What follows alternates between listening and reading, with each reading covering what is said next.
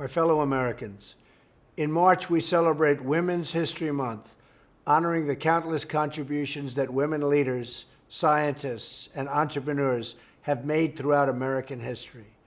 We are a greater, stronger, and more just nation today because of women like Clara Barton, Susan B. Anthony, Harriet Tubman, and so many others. We honor them, and we recommit ourselves to a better future for every woman in America today. On my 50th day in office, I want to talk about an issue of paramount importance to families across our nation: health care. 7 years ago this month, Obamacare was signed into law over the profound objections of American people.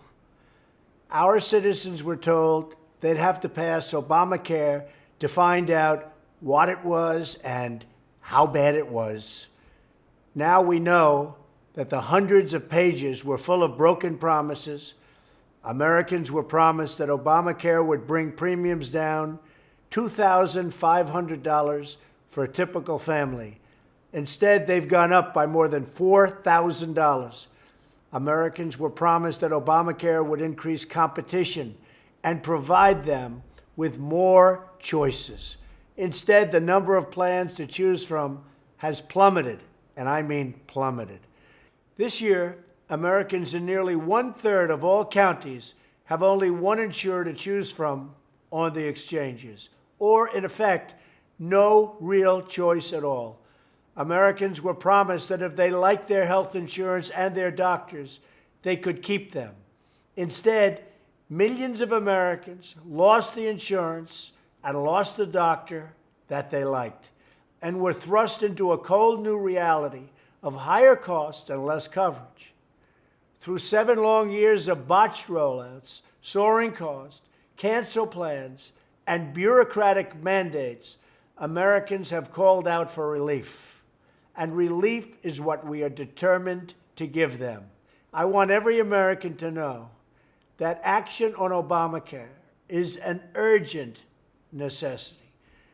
The law is collapsing around us, and if we do not act to save Americans from this wreckage, it will take our health care system all the way down with it. If we do nothing, millions more innocent Americans will be hurt and badly hurt. That's why we must repeal and replace Obamacare. House Republicans have put forward a plan that gets rid of this terrible law and replaces it with reforms that empower states and consumers. You will have the choice and the freedom to make the decisions that are right for your family.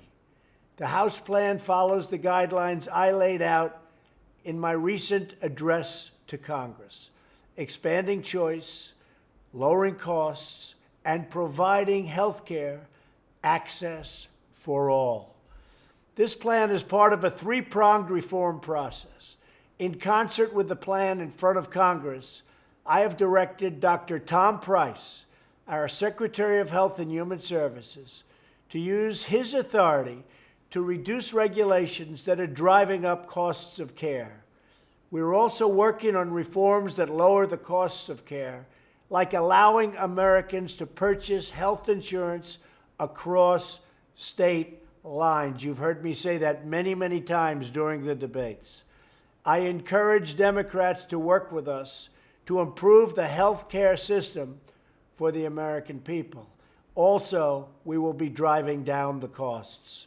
We will deliver relief to American workers, families, and small businesses who right now are being crushed by Obamacare by increasing freedom, choice, and opportunity for the American people.